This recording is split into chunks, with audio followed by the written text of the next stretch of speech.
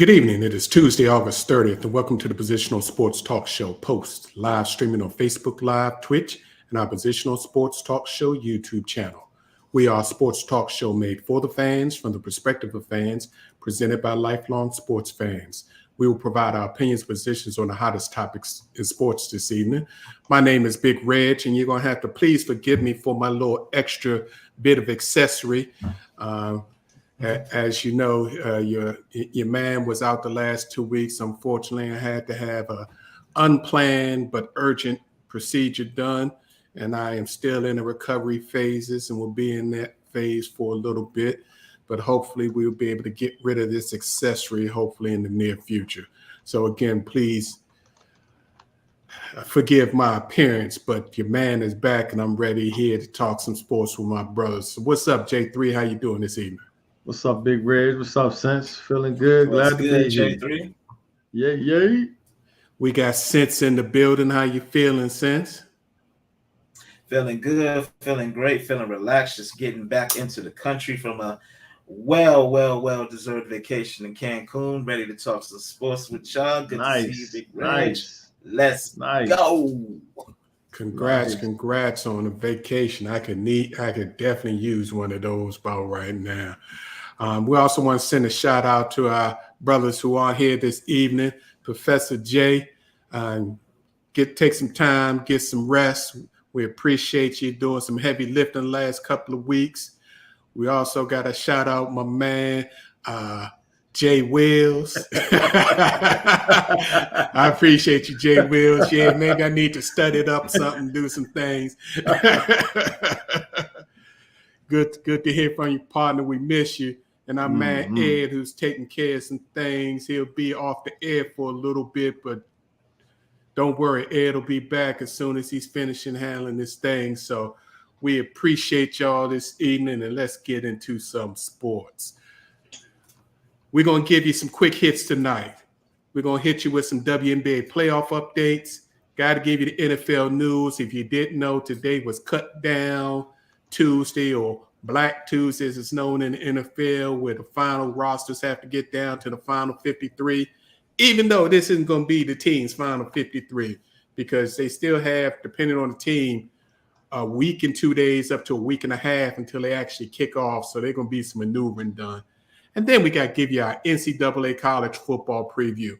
Yeah, I know there was some college football last week, but when college football calls a week 0, that tells you it really wasn't the beginning of college football. So we're going to give you our preview, let you know what we think about the upcoming 2020 college football season, and, of course, our final post of the evening.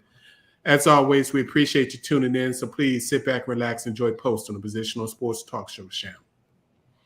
So, fellas, let's start out by giving a hearty congratulations to them young fellas out of Hawaii for winning the Little League World Series, defeating Caraco 13-3. Now, we usually don't say anything about the Little League World Series, but what these young men did was crazy. They scored 60 runs over the tournament. Wow. Only gave up 5. Wow. Which made a record run difference of 55 runs throughout the tournament. And 3 of those runs was given in the championship game. They were actually down 1-0 in the first inning until they came up to bat.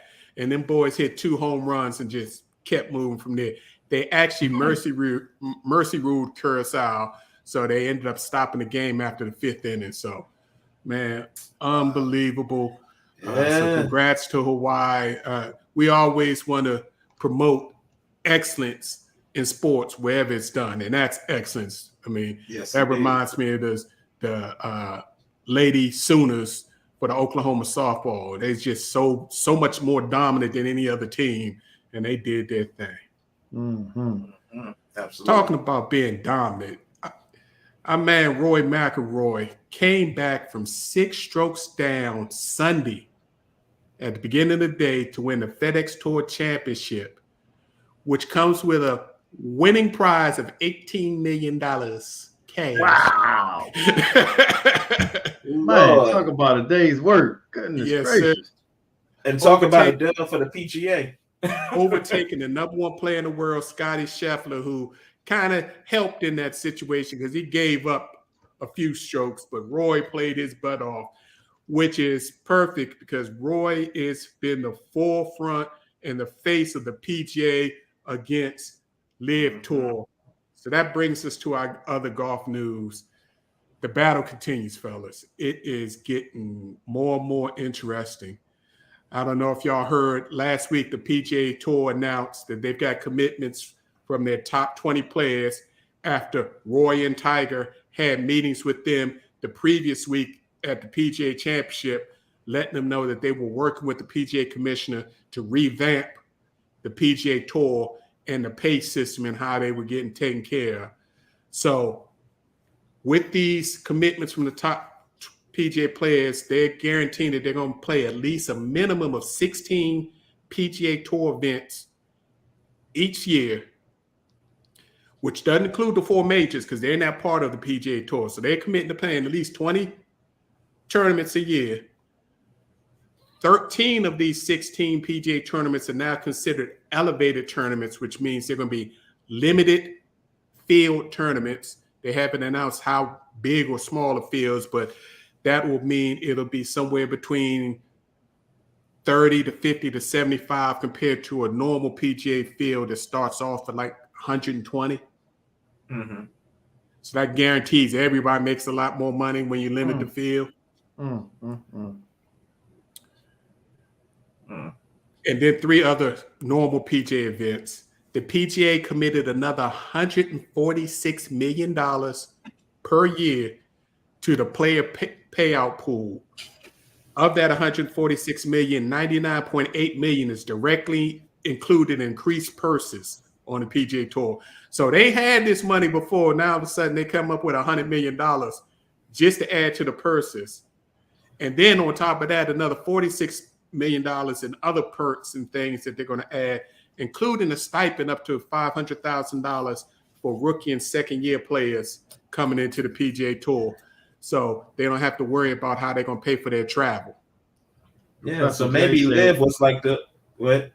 No, go ahead. No, I was going to say maybe that to Professor J's point, maybe the whole Live drama was a blessing in disguise because it lit a fire under PGA to kind of up that ante. Which in the original situation was Phil Mickelson's whole goal. Phil Mickelson originally didn't want to leave the PGA Tour, but he tried to leverage the PGA Tour to do a lot of these things, and he did it in typical Phil fashion and ended up putting out that stupid video that he put out bashing a whole bunch of people that basically ruined his career. So he had no other choice but to go to Live. They paid him handsomely. But if you look back on it, all that stuff that Phil was talking about seems to be true because now all of a sudden the PGA Tour is doing all this stuff for their players. Mm-hmm. Also announced, Tiger Woods and Roy are launching a virtual golf league that the top players are committed to play, which will basically be they'll play 1 round a week for like a 12-week season, and the round will only last no longer than 2 hours. So now not only they get these guys on the regular tours, and now Roy and Tiger can really make a bunch of extra money with this virtual tour because you know they're going to have streaming rights to that and all that, so people can pay to watch that. So that's going to be real interesting. So now the PGA is not going to be dominant in the sport any longer. Now they're going to be dominant because if you keep most of the big top players and they play in most of your tournaments, that'll be there. Yeah. But Live is not sitting down taking that eat simply. Oh no. Yeah, it's all gonna come down to who got the most money. And right now it looks like Live does. Oh, there's no chance. Live working with trillions. PGA working with millions. That's a problem. That's a problem. The Live Tour also joined the antitrust lawsuit that was filed by 14 former PGA Tour players that are now playing on the Live Tour, which basically means they're going to start financing this whole lawsuit. which means it doesn't. The PGA can't, we're gonna draw this out until you tired of spending money. They're like, yeah, we got $50 million for that. That's no problem. Big bank, take little bank.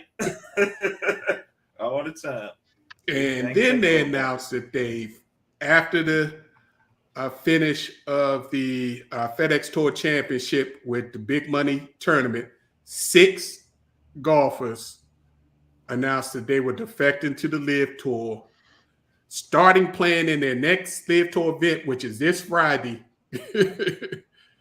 outside of Boston, including world number 2 and British Open winner Cameron Smith, who's estimated to be getting somewhere north of $100 million guarantee to come to LIV. And more importantly to me, the top African-American regular player on the tour, we all know Tiger is Tiger and he's something else, but Harold Varner III, who would runner-up in a couple of events the last couple of years, is number 46 in the world. The biggest African-American, other than Tiger, playing in the PGA is going over to LIV.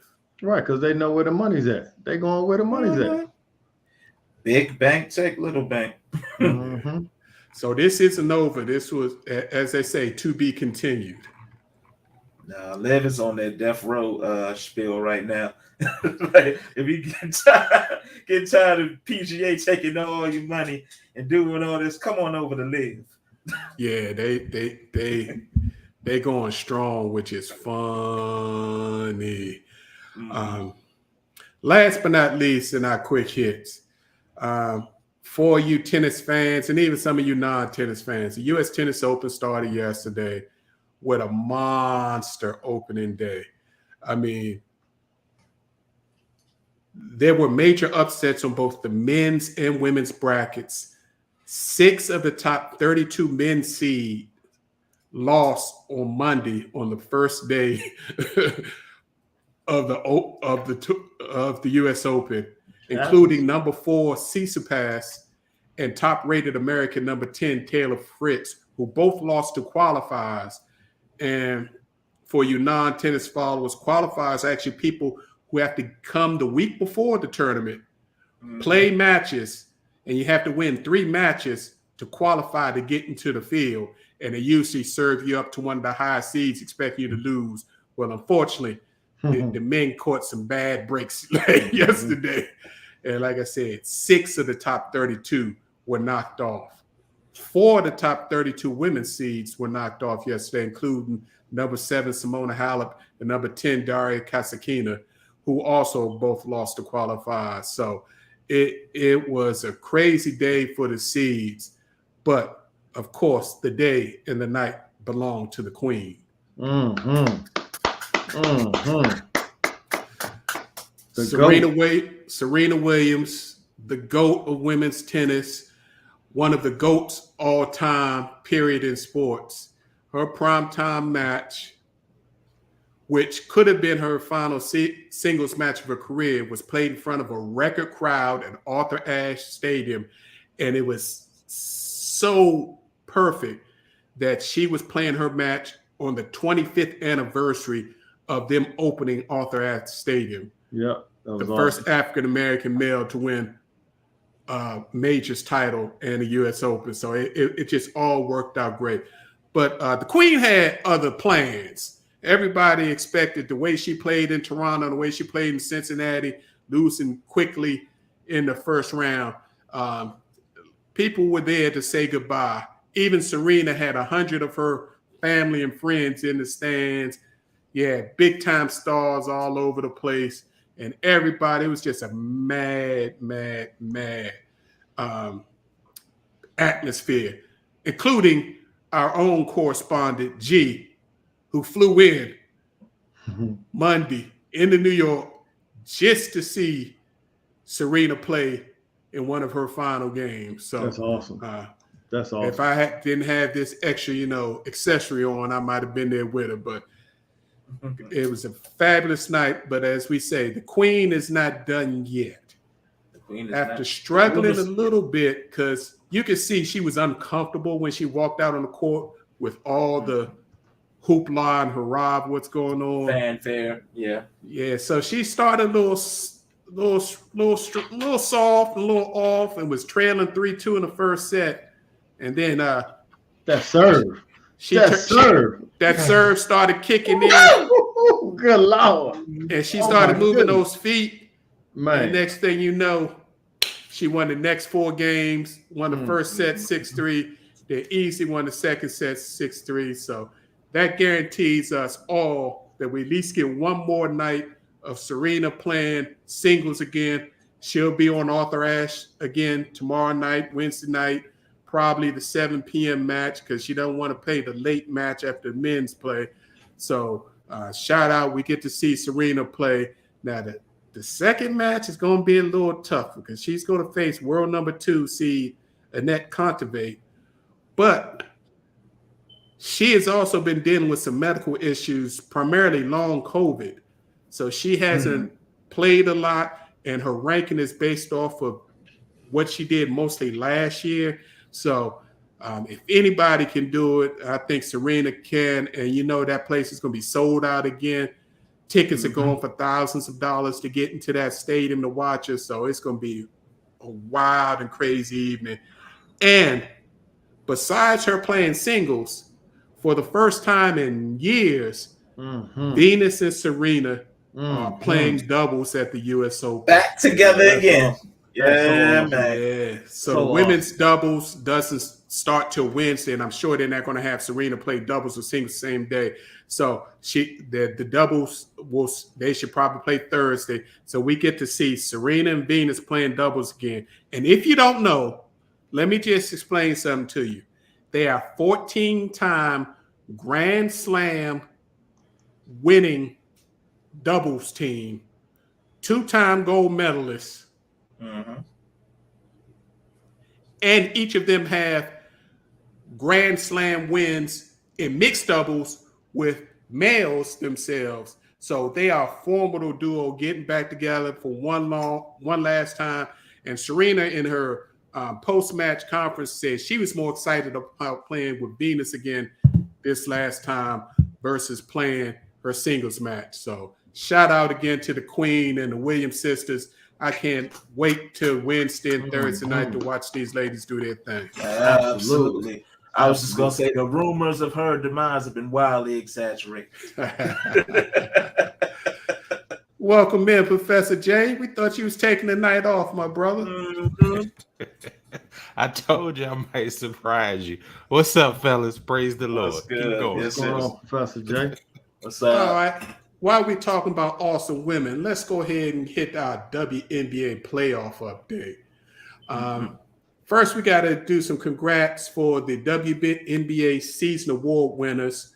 Rookie of the Year went to number 1 overall pick, Atlanta Dreams, Ryan Howard forward, who had a monster year, ended up averaging almost 20 points a game. She was heading above the best rookie in the WNBA. Also made the WNBA All-Star game, so shout out to Ryan Howard for doing her thing. Most improved player was announced. That went to the Las Vegas Aces' Jackie Young, who increased her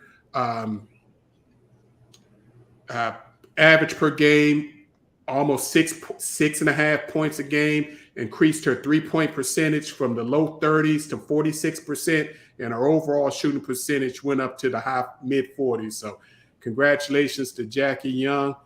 Also from the Las Vegas Aces announced this afternoon, their star forward / center, the Big Cheese, Miss Asia Wilson, was named Defensive Player of the Year today. Executive of the Year went to Chicago Sky's GM head coach James Wade, who did a phenomenal job putting that team back together after winning the championship and only having 3 players left on the roster that were under contract after winning their championship. And again, the Las Vegas Aces, Coach of the Year, Becky Hammonds, who won Coach of the Year in her first season as a head coach anywhere. Nice. Great job. And she also became the first-year coach and former player to win Coach of the Year her first season. So shout out to all those award winners. As Professor J noted in the last episode, he did his brief thing. The first round of the WM playoffs started, and Washington Mystics unfortunately went out to the Seattle Storm.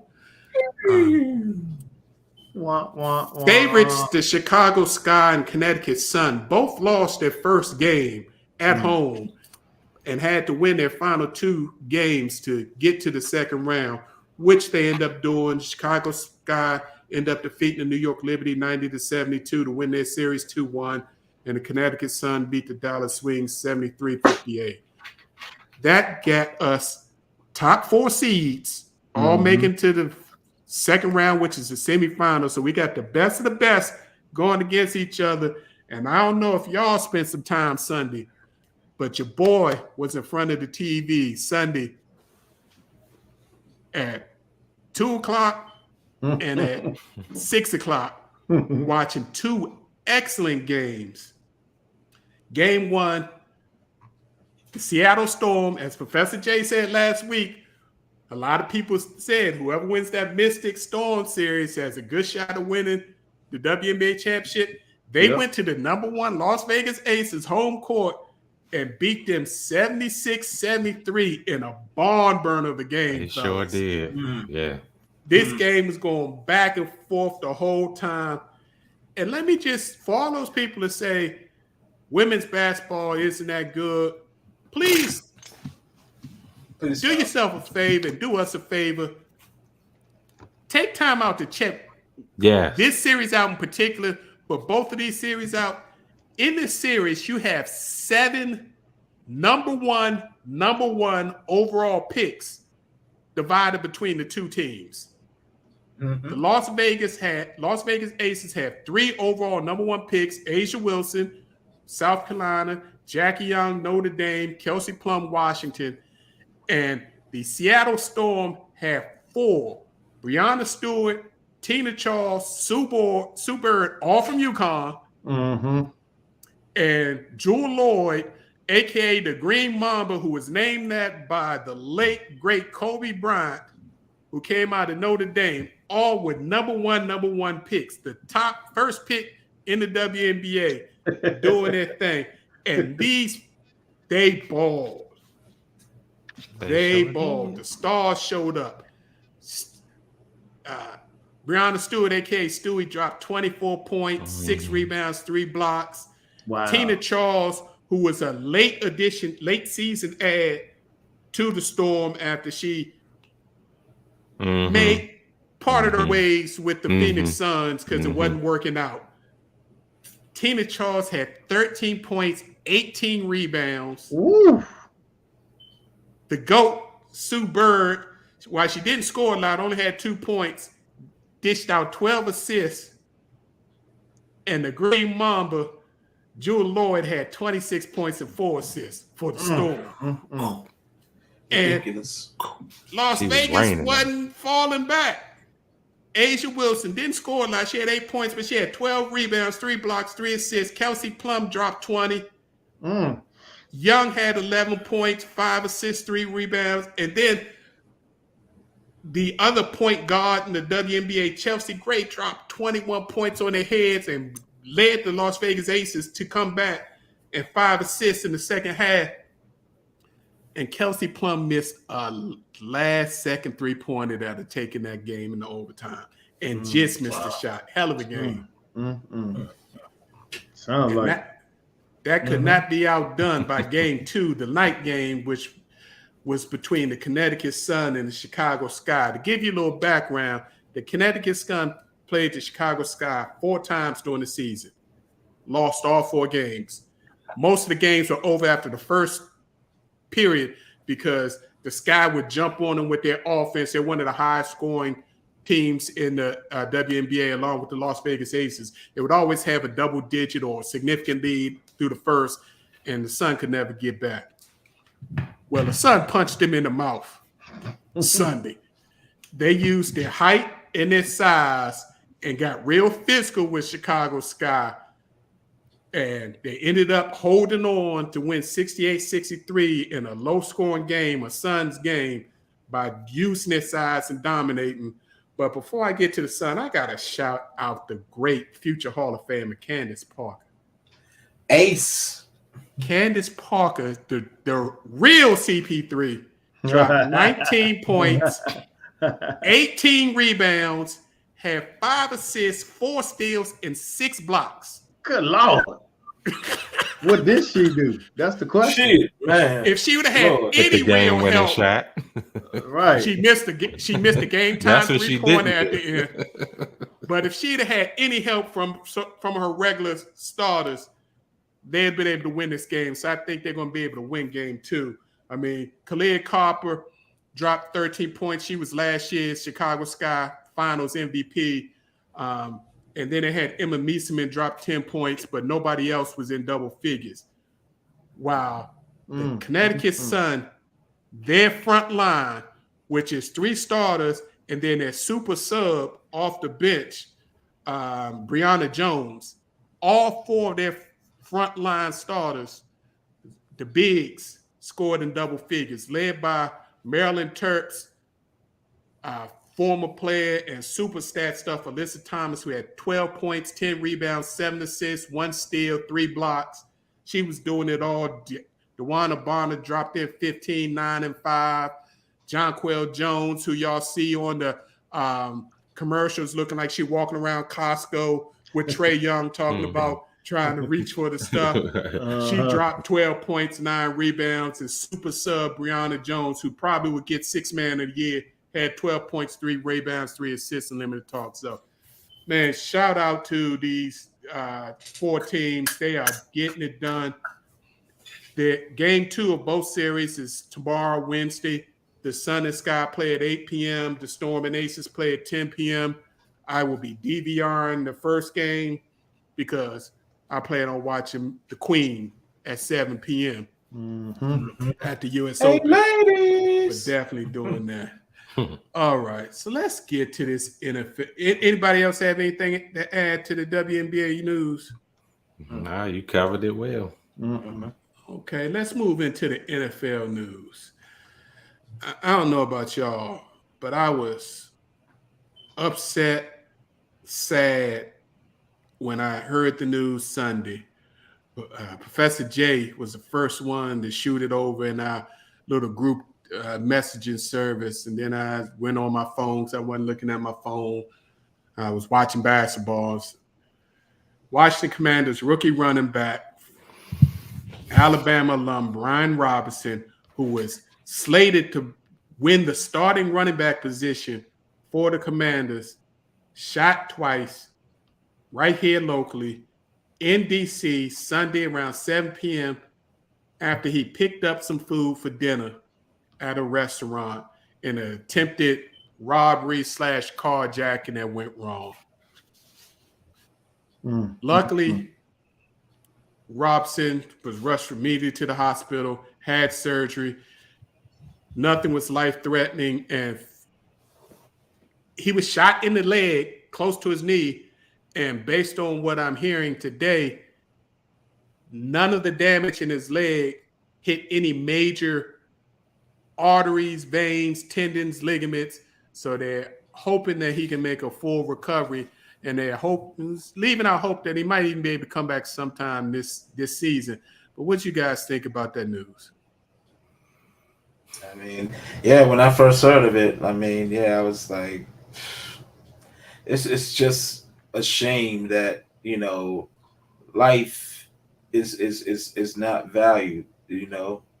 It's like there's no decency, there's no like love for the fellow man anymore. Everybody's out to get what's theirs, and you know that even, you know, extends to, you know, celebrity. You know, the man was picking up dinner. You know, it's just like you're going to try to cut this man's future short, or I just get incensed talking about it. It's just I'm glad that, you know, it wasn't anything life threatening. He's able to pull through. I actually saw pictures of him showing up to the facilities today, and everyone welcomed him back, you know, with open arms, and you know that the injuries, you know, weren't, you know, as serious as many of us have feared. But it just speaks to a larger issue, an issue that's been plaguing our community for so long, and you know, I just pray it stops. Yeah, it's ridiculous, is what it is. Statistically, 13 through 16-year-olds are performing 66% of the carjackings in the DMV area. Mm. This is why when we get on here and all of us are mentors and we try to encourage other people to do the same thing, these are the young people that we're trying to reach so that they're not in the streets doing this type of stuff. It bothered me when I saw the news because I was initially in shock, but then it took me back to Sean Taylor. Sean Mm-hmm. Taylor originally got shot in the leg, and they reported at first that he was in stable condition, and then an hour later he was dead. Right, Mm-hmm. so that brought back that emotion of a young, promising football player that was destined for greatness in this league. Sean was already on the cusp, but here you have a young man, rookie, making the team, showing out, doing his thing in preseason. And initially, of course, you had all the naysayers. What was he doing? Da, da, da. And the man was just getting food, man. He was just getting food. He wasn't hanging out. He wasn't doing anything incorrect, because that's the first thing people want to touch on. What was he doing to put himself in Mm-hmm. that situation? And actually, he did nothing to put himself in the situation. All of us go and pick up dinner for our families. It could be at in DC. H Street is a corridor where it was done in broad daylight. It's a Mm-hmm. busy street. But the main thing is, I'm glad that he wasn't hurt. As Big Red said, no structural damage to the knee, no ligaments, nothing was hit by the bullet that would cause him to, career to be ended or to miss significant time. But this just bleeds into a much bigger issue. And for our area, it's just one of those things where we got to continue to strive and keep these young men and young women, because you hear about them carjacking people, and it's crazy. Like you said, I'm incensed. I don't even want to derail the show. So go ahead. Who's next? Yeah. What's also crazy is you ended last week's show telling people to be safe because it's getting bad out there. Yeah. All right, so let's move on. In the surprise of the week, our man Jimmy Garoppolo surprised everybody. The supposed QB trade that was supposed to happen all off season, but was slowed down because he had surgery on his shoulder and people waiting for his shoulder to pass the physical. And then it was like, oh, well, now they're just waiting for the team to finally come to terms together. Well, I guess Jimmy G, who got permission from the 49ers to go out and seek his own trade, couldn't find the right trade partner that he liked and didn't want to leave it to the 49ers to trade him to any old body. So we went back to the 49ers, restructured his deal, which he was scheduled. He was in his last year of his deal, scheduled to make $26 million, restructured his deal to backup money. You got $5.5 million guaranteed up front, base salary, with $500,000 in roster bonus and a bunch of incentives that if he ends up starting, he can make up to an additional $9 million if he becomes a starter again. So Jimmy G is staying with the 49ers for now, and he added a no trade clause and a no tag clause. So he guaranteed himself that in 2023 he will be a free agent right off the bat. And if the 49ers try to trade him this year, they've got to go through him, and he's got to agree to it. So I think that was a smart move on his part, knowing Very that smart. there was no teams out there that was really anxious to get him, and he saw the market value. So at least he's going to make some money instead of no money, and has a job. So my thing is, like, do the 49ers have, that greater faith in Trey Lance as we thought they would? Because for this to like have him as a backup, it's still kind of like a looming, thing around Trey Lance. Like, I gotta watch my back, because the minute I slip up, the minute I, ain't up to snuff, Jimmy G's taking my spot again. But think about it, since that's any quarterback, to be honest with you. True, you always got to have your A game. Of course, but my thing is, all this hoopla was made about Trey Lance. Like, oh, he's the, second coming of this, and he's gonna be a showstopper in the league. Man, don't y'all see what happened here, man? You just said it. They're not sold on Trey Lance, and Jimmy G is the man that did get them to the Super Bowl. Instead of letting him slide out and head up to Seattle or New York or some of these other places that might need a quarterback, they locking him down because they feel in the hole. Yeah, they feel that if this man slip up, they can slip Jimmy G back in. Notice he can still make a playoff run, and this defense is good enough. They got some weapons on offense. Man, they not wasting this, and that's why I think this was more San Francisco saying let's work out a deal than Jimmy G, getting ready to walk. Because to me, the market was there for him, and basically people were waiting for him to be cut. They knew San Francisco didn't have a lot of leverage, so they basically said, "Okay, Jimmy, let's look at your contract. We'll still pay you, give you some incentives, and you might even get in there. Because have you seen this boy playing this preseason? I'm trying to tell you." So yeah, so this was a move for San Francisco not to waste a season if Trey Lance isn't the real deal. Yeah, I think they're gonna give Trey Lance every opportunity to do his job. This reminds me of the Colin Kaepernick, Alex Smith situation, where they made the change and they stuck with the change, even though Alex Smith had played well and led them to playoffs. I think they're looking at long term, but they covered their behind and was able to say, Jimmy, if we cut you, you're not getting this $26 million because none of it's guaranteed, and it's not costing us anything. What you think you're going to get out on the open market? And they were able to work that out because nobody was going to give him starting quarterback money. So he was going to get backup money or go to a bad team and get beat up, which might hurt his possible market the following year. So I think it worked out for everybody. I'm going to stay with the team that I know that I was just in the Super Bowl with. I'm looking at this Bama probably calling him a scrub. So I'm ready to take over as soon as he falls. Yeah. It's so, I'm rubbing my hands like Birdman, like only a matter of time. And you don't have to move right now and do all this other stuff. So it worked out. The Baltimore Ravens are expected to sign running back Kenyan Drake. That'll probably happen within the next day or two after the 53-man roster was finalized and work some things out because the Ravens still have a diminished running back room because they have two running backs coming off of knee injuries from last year. So they need to look at Patterson. The Commanders just cut Patterson, and because this is how it goes, because the other guy looked a lot like Robinson got shot.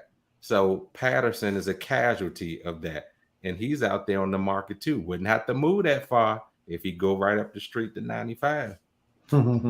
Let's hope the Commanders are smart in lieu of this retain him, but that's another subject. I think they're hoping that he will slip through and try to pick him up back up with practice squad on the practice squad. I doubt it. That boy got talent. He's too good. He's too good. Somebody gonna pick him up. Yeah, BJ, you know what's going on with Lamar's contract, and we go ahead and get into this real quick. It's real simple. The Cleveland Browns messed up the quarterback contract market when they gave Deshaun Watson $230 million fully guaranteed. Lamar Jackson is not signing a deal less than $230 million guaranteed.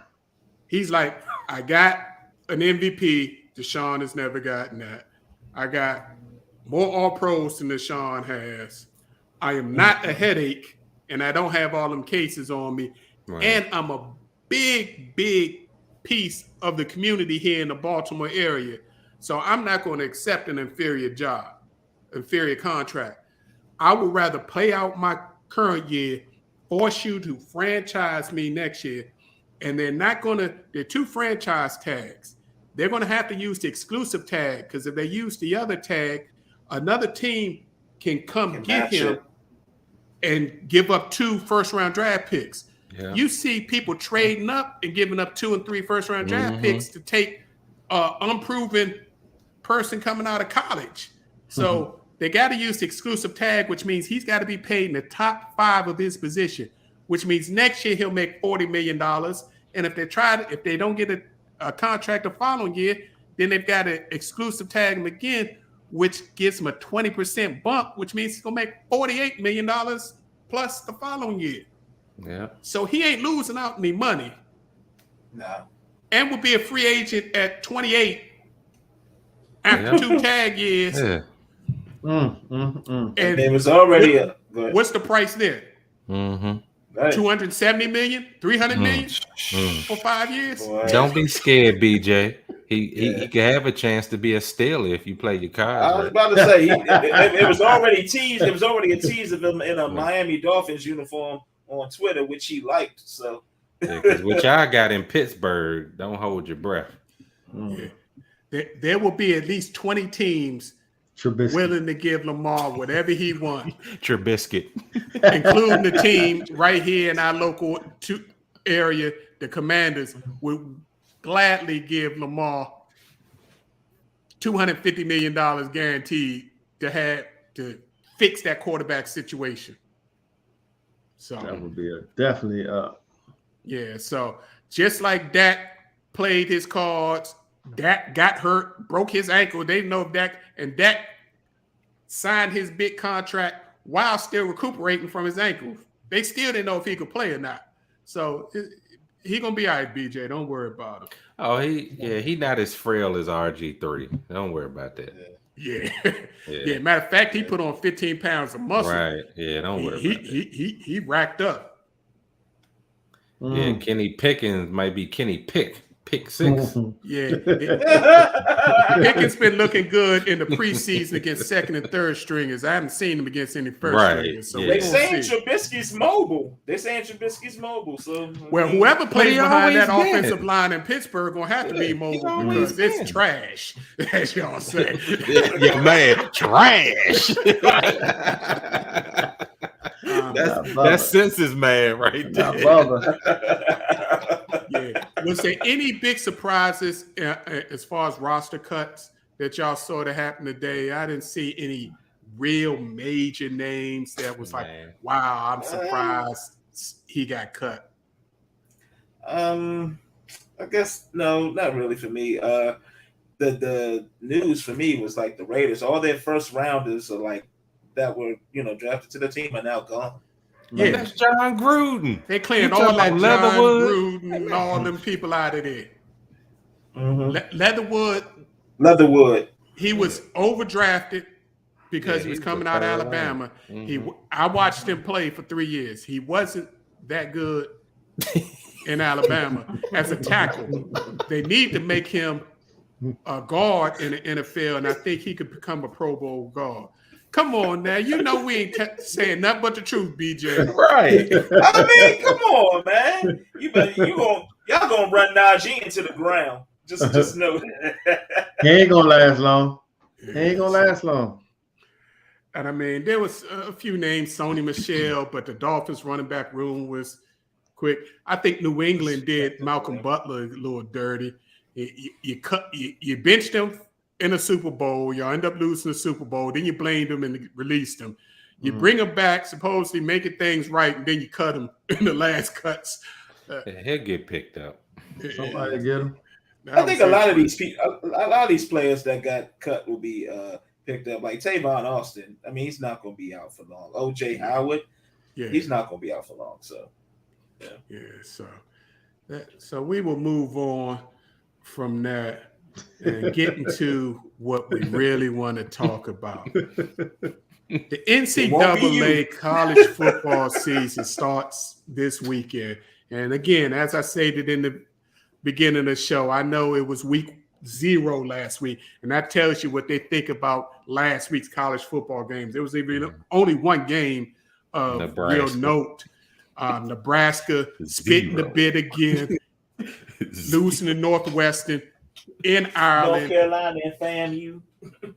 Again, that was a great game for FAMU because they got paid hundreds of thousands of dollars to go to North Carolina and take that L. And shout out to Annette. She played in that 100 band. That's our little cousin. You go, girl. So doing their thing. But this week really starts the real college football season. But before we get into who we think was going to do things what we like, I got to set the record straight a little bit. We're going to go back to when the BCS started. The BCS was the championship mechanism before the current college football playoffs. The BCS started in 1998. So we're talking about 24 years. In the last 24 years, the SEC has won 14 of those 24 national championships. So I need all of those people out there who are saying the Big Ten is the best football division in college football from top to bottom, and the SEC is only held up because of Alabama, and other than that, they just not that strong. Of those 14 championships, they were won by 6 different teams. 6 different teams. To put that in perspective, that's more championships than the ACC's won in that time frame, the Big Ten, who only won 2, the Big 12, who only won 2, the Pac-12, who only has 1, and the ACC has 5. So they have more champions, individual champions, than the other conferences have championships. So let's just, as the motto goes, it just means more in the South. Football in the South, it just means more. All right, roll tide, roll tide. Okay, I'm not saying just roll tide. We can leave Alabama 6 out of it. If we take Alabama 6 out of it, that's still 8 left. 3 by LSU, more than any other team in any other college division, including one that Nick Saban won before he left LSU. 2 by Florida, the same amount that Ohio State's won in that time. Tebow. Then you got Tennessee, Auburn, and Georgia is going to probably win some more championships in near future. So we just saying.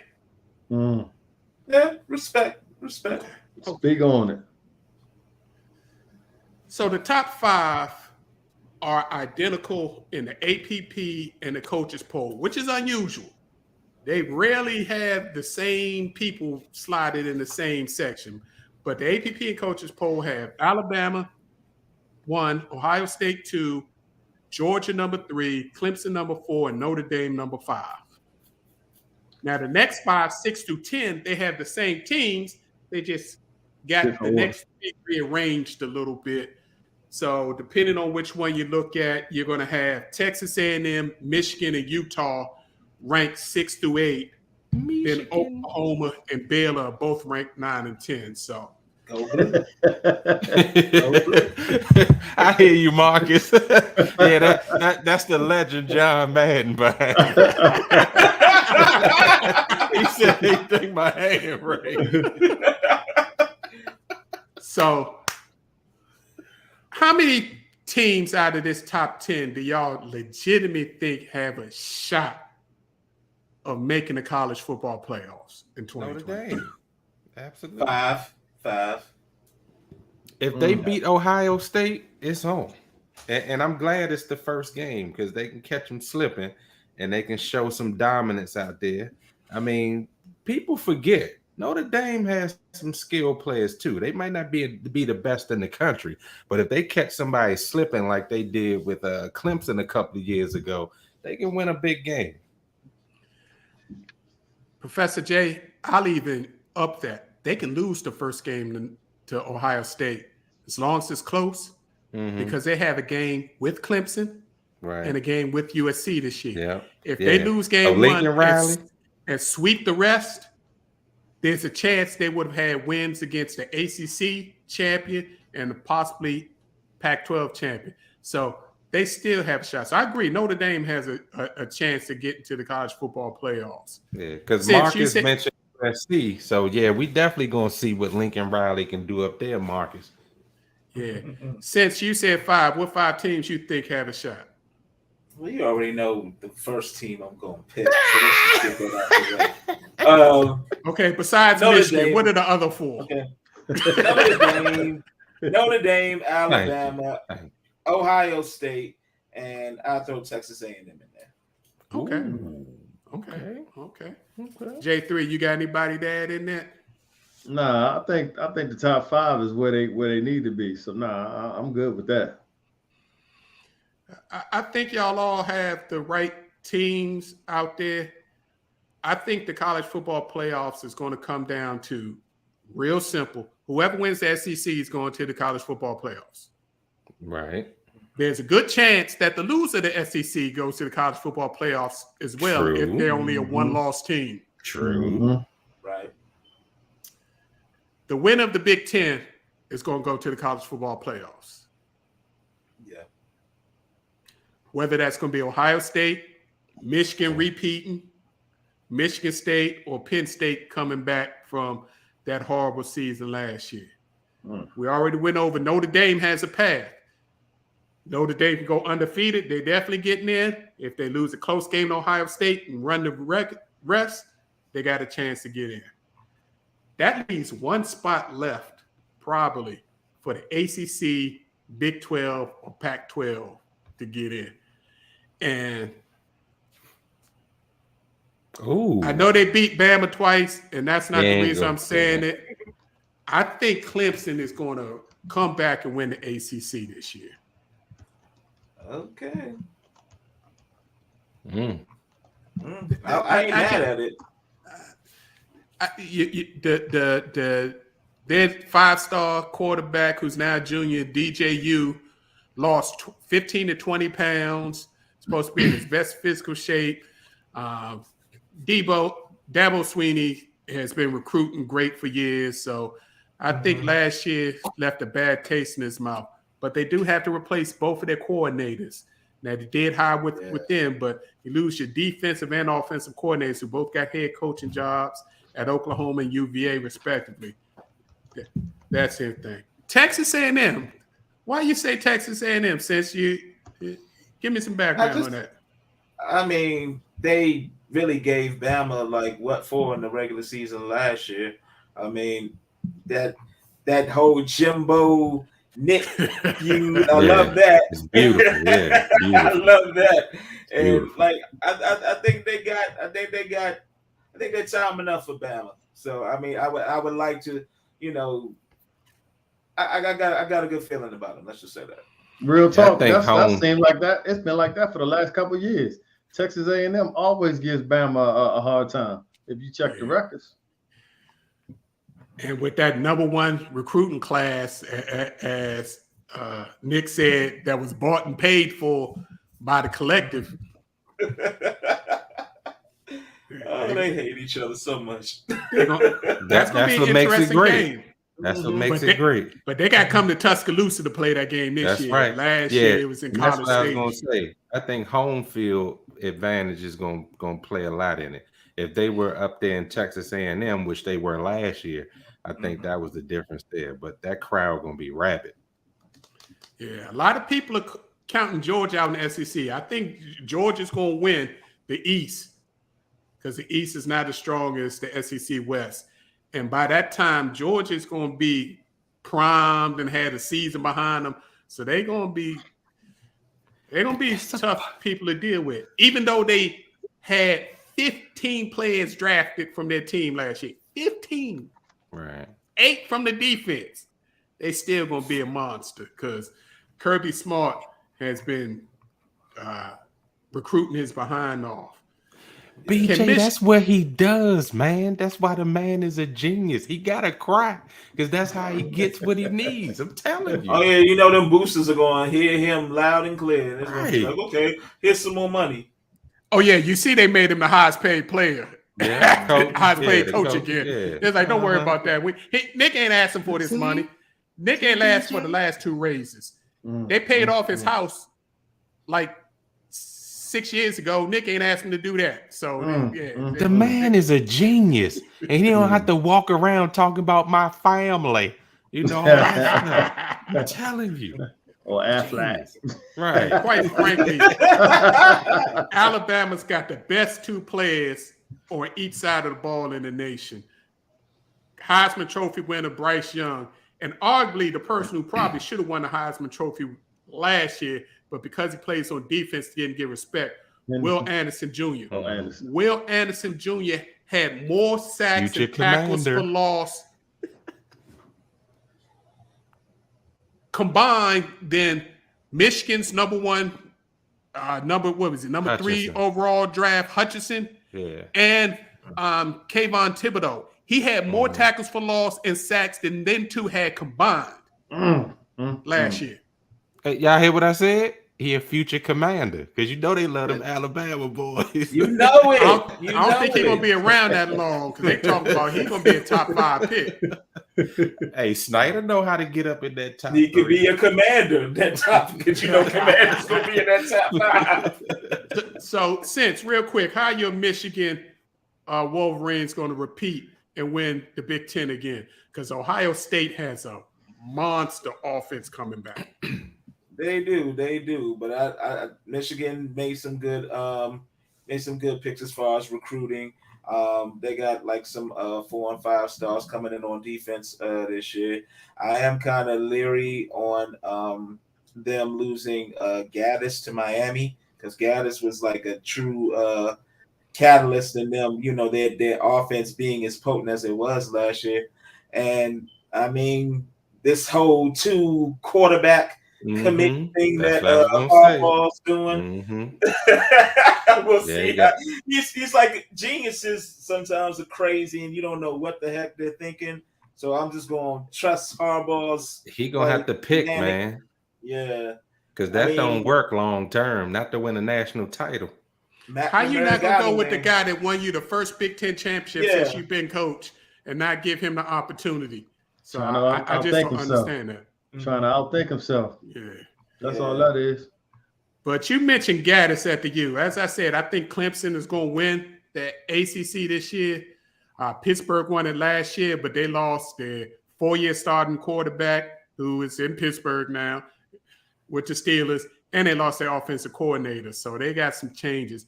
But the U is on its way back, fellas. Oh, yeah. It's on its way back. I can't wait. I cannot wait. The convicts.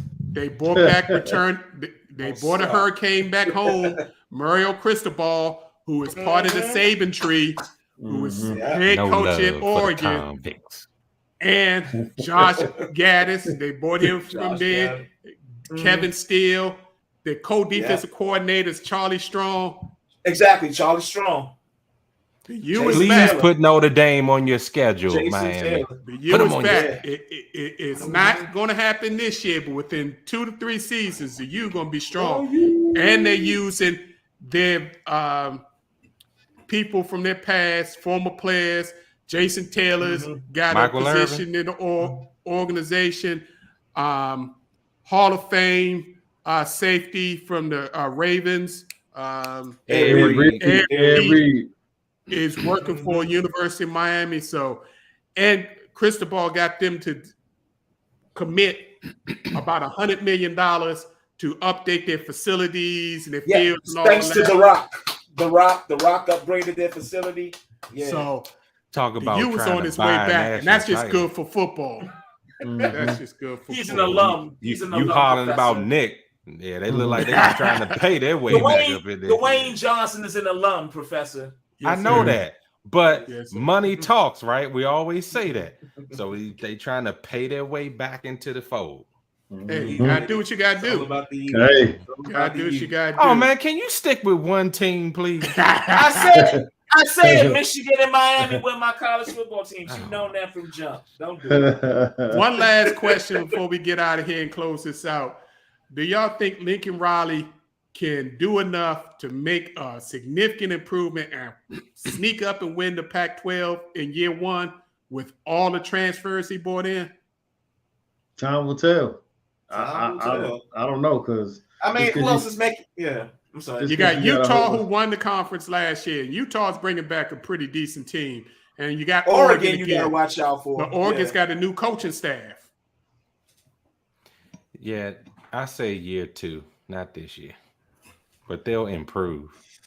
Okay. Well, if it's year 2, that'll be their last year because they following that $2 billion to the Big Ten.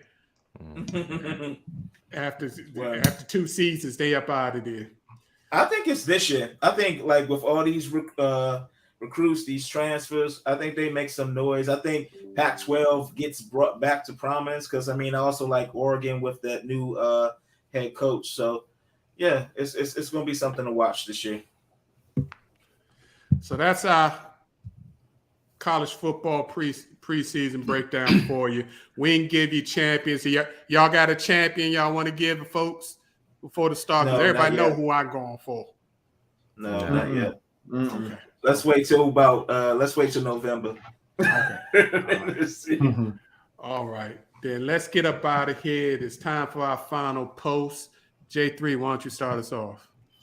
Yeah, real quick, I just want to say, I started out with a 30-day challenge. I am now up to 93 days straight working out. Lost 23 pounds and still going strong. So if I can do it, who's 50 and older, you can do it too. Amen. For sure. That is awesome, partner. That is awesome. Professor, what you got for us? Yeah, I don't know if this was a part of his final post, but I want us to give a shout out and a congratulations to Sense. He just started a new career, new gig, doing big things, moving up in the world. I wanted to just say publicly congratulations, my cousin, for all that you're doing out there. Appreciate you, bro, cuz. Thank you, bro, cuz. Appreciate that. Congrats, Sense. What you got for us? Just want to shout out. I don't know if y'all have been watching it, but the premiere of I guess you could say biopic of Mike Tyson. It's on Hulu. Mike, even though Mike Tyson himself is not behind it, I think it's pretty entertaining. He's definitely got the voice and everything like down. Like I don't know, Mike. Although like the older Mike that's portrayed ain't nothing like him, but he got the voice down. So y'all should check it out. Yeah, Mike's not happy. Mike was actually in production to do his own biopic, and he's not happy with the way he's being portrayed in this segment. But just stay out of his way. That's all. Is it ludicrous? It's ludicrous. Watch out for that uppercut. Oh, Big Reg, real quick, because he might be watching. Happy birthday to my father-in-law. Bless you, Pops. Hope you're doing well. Happy birthday, sir. Congratulations. Birthday. And I would like to use my final post to, again, say homage to the Queen, but not just the Queen herself, the Queen and her big sister. Venus and Serena Williams have been arguably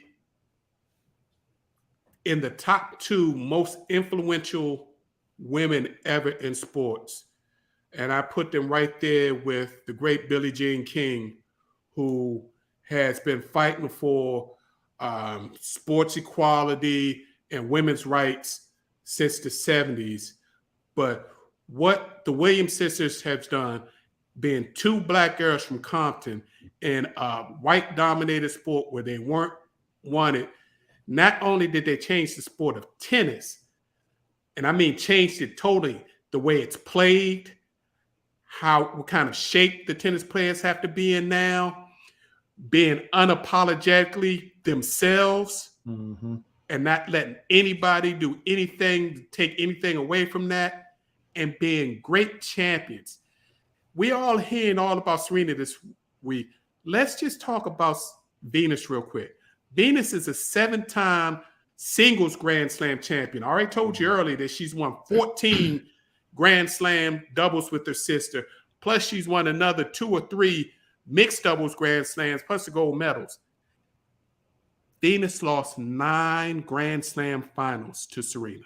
Yeah. If Serena wasn't there, didn't play tennis, where would Venus be ranked right now? But because she was the big sister and always pushed her little sister forward and wanted to make sure that she was okay, she put herself in the back burner, in the background, so that Serena, who was a more flamboyant, exuberant person, could be in front. But these 2 women also changed the pay structure in women's tennis and fought behind the scenes to let the tennis people know, including the Grand Slams, we bring just as many people to these tennis tournaments as the men do, and the TV ratings are higher when we're playing than the men are playing. Mm-hmm. And got equal pay on all the major tournaments on tour. So these young ladies show women how to be in all sports. They can be themselves, that they're deserving of the money that they're asking for, and that if you put financing behind them, they will do big things, just like we're seeing in the WNBA right now. The WNBA playoffs, they're selling out all of their arenas, and the ratings are great because they're being put on ESPN. Mm-hmm. So shout out to women's sports, and of course the Williams sisters.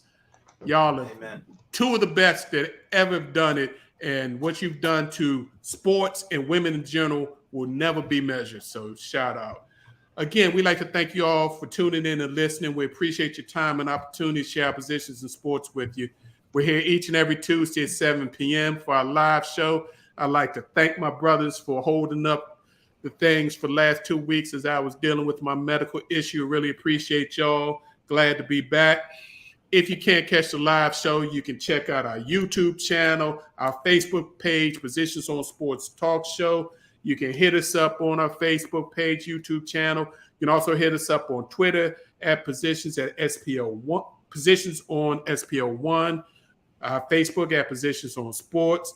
And we're going to be adding more and more things. As Professor has time, we are jumping into that next universe in social media, trying to, increase our exposure and trying to make sure we continue to do bigger and better things and bring you sports from the heart, from true fans that look like you, sound like you, that enjoy sports just as much as you do.